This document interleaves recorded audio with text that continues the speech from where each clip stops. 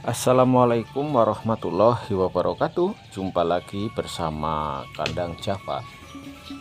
Kami peternak baru, peternak rumahan yang masih belajar dan terus belajar bersama peternak-peternak yang sudah berpengalaman, yang sudah senior, dan juga saya belajar di channel-channel YouTube seperti channelnya Bang Rinto, channelnya Mas Grand Frame Magelang, ada kandang paksi 47, entok pakem, entok padiki, Wolverton, kandang tower, kandang sukun, banyak sekali ya teman-teman. Juga ada pria entok channel, ada entok wling, dan dari situlah saya banyak sekali mendapatkan informasi cara beternak entok skala rumahan, karena kita tidak bisa serta-merta besar tanpa harus kecil terlebih dahulu. Ditambah kita memang tidak punya modal, atau modal saya terbatas, hanya modal seadanya saja. Kalau di kampung saya bilangnya modal nekat, pelihara 1, 2, 3 ekor, terus lama-lama akan bisa menjadi banyak. Karena kesuksesan orang ternak itu tidak harus dilihat bisa beli ini, bisa beli itu, namun bisa bertahan saja itu sudah, menurut saya sudah ada tanda-tanda keberhasilan. Setidaknya kita bicara pelihara entok itu bisa menghibur buat diri saya sendiri. Yang paling penting hobi kita tersampaikan terlebih dahulu. Diawali dari hobi, lama-lama akan menjadi hobi yang menghasilkan. Ya, setidaknya bisa membantu perekonomian di keluarga saya. Seperti itu ya teman-teman ya. Nah, untuk peternak entok memang jarang sekali yang paham ya. Terutama di kampung saya, kalau pelihara entok itu boros akan pakan. Nah, inilah yang menjadi momok buat sahabat-sahabat atau teman-teman atau tetangga-tetangga saya. Memang betul, jika memang kita memberikan pakan entok dengan produk pabrikan, maka sudah dipastikan kita akan merugi. Namun kita di sini harus pandai-pandai untuk mensiasatinya agar entok kita tetap gemuk, namun biaya pakan yang kita keluarkan murah, bila perlu gratis. Contoh di video yang paling bawah ini, yang paling pojok kanan bawah ini adalah video saya bagaimana cara budidaya azolla, atau ada yang bilang bank pakan. Kenapa disebut bank pakan? Karena kita mempunyai stok yang berkesinambungan, yaitu dengan budidaya azolla. Karena azolla kita tinggal menyerok saja lalu kita bisa disajikan, itulah mungkin yang disebut bank pakan. Nah, video saya yang paling tengah bawah ini adalah kemarin saya mendapatkan tumbuh-tumbuhan yang tumbuh liar dan sama pemiliknya boleh untuk diambil. Ini adalah salah satu lenma. Nah, jenis lenma ini juga sangat bagus sekali untuk menambah rangsum pakan ya teman-teman, agar bekatul yang kita berikan tidak terlalu mahal, tidak terlalu banyak maksud saya ya, seperti itu. Nah, di video saya yang paling bawah ini adalah waktu saya mereview kandangnya entok Belingi Raya yang berada di Kabupaten Blitar, seperti itu.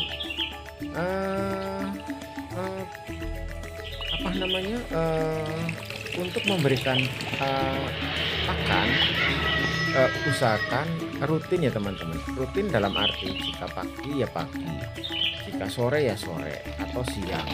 Yang penting rutin. Maksud saya itu seperti itu, rutin pagi sore seperti itu. Nah, di sini sekali lagi agar kita bisa dikatakan untung atau tidak merugi, yang paling penting adalah bagaimana pola pakan itu agar bisa mendapatkan yang murah bila perlu yang gratis. Dengan sistem kita membudidaya azolla itu sangat membantu sekali ya teman-teman. Memang tidak harus azolla, bisa daun paya, eceng gondok, atau gebok pisang. Namun itu semua harus ada waktu yang lebih karena kita harus mencarinya ke sawah. Nah, bagi teman-teman yang memang waktunya sangat sempit seperti saya, teman-teman boleh untuk budidaya azolla. Dari mana untuk mendapatkan azolla itu? Teman-teman bisa beli di toko online seperti Shopee, Tokopedia, dan lain-lain ya teman-teman. Nah, dari situlah nanti kita akan mendapatkan informasi-informasi tentang azolla. Seperti itu ya teman-teman ya. Nah, oh iya teman-teman, jika memang video ini dirasa bermanfaat, bantu kami dengan cara subscribe ya teman-teman. Dan kami juga minta maaf apabila penyampaian kami kurang berkenan dan tindakan maupun ucapan saya mohon dimaafkan yang sebesar-besarnya. Karena di sini saya sebagai pemula, namun saya belajar berusaha untuk memberikan sedikit pengalaman atau sedikit apa yang sudah pernah saya lakukan, seperti itu ya teman-teman. Nah, karena untuk pakan itu sangat penting sekali ya teman-teman. Memang kalau kita pelihara baru 1, 2, 3 ekor atau 5 ekor itu masih kategori mungkin murah ya teman-teman. Namun jika sudah mencapai puluhan bahkan ratusan, nah disitulah kita harus bertanggung jawab untuk kekenyangan dari entok tersebut. Nah, jangan sampai kita sudah pelihara banyak, kita mau kasih pakan nanti rugi, hasil entok kita malah menjadi kurus-kurus karena dengan pakan yang dijatah atau yang sudah diprogram pas-pasan. Itu juga kurang baik ya teman-teman. Nah, yang paling baik adalah bagaimana caranya untuk membuat bank pakan atau stok pakan. Nah, ini cara kami ya teman-teman dengan sistem budidaya azolla. Maka sangat membantu sekali untuk menghemat biaya pakan yang kita keluarkan setiap hari.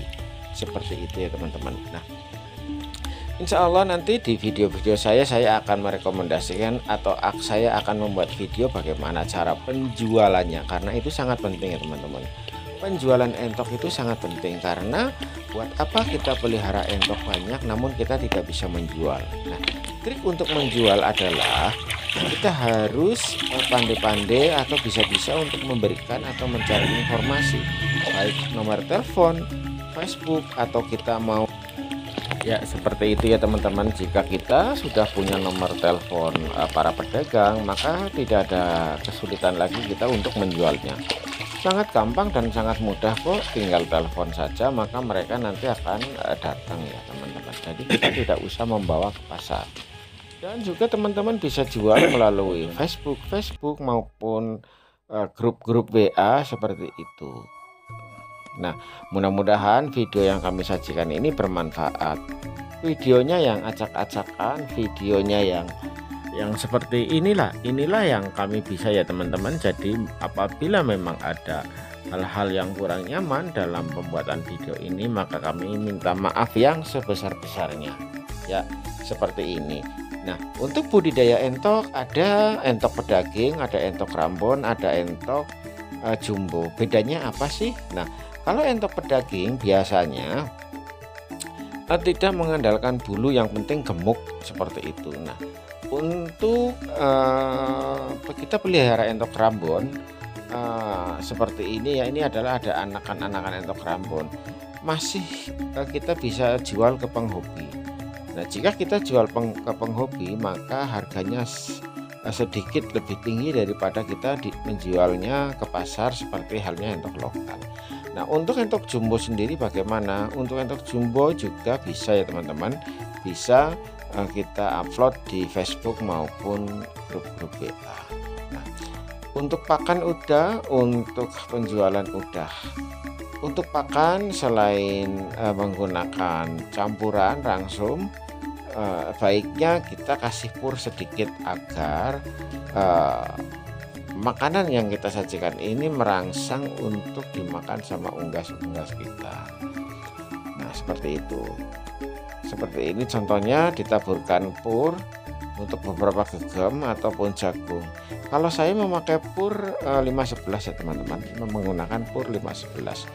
Nah, jadi yang paling penting adalah kita memulai dulu. Memulai tidak harus banyak. 1 ekor 2 ekor seperti saya dulu. Saya awal mula berternak cuma 5 ekor pun itu masih kecil-kecil ya teman-teman, kurang lebih sekitar umur 5 bulanan, dan alhamdulillah sampai sekarang sudah bertahan kurang lebih sekitar 2 tahun.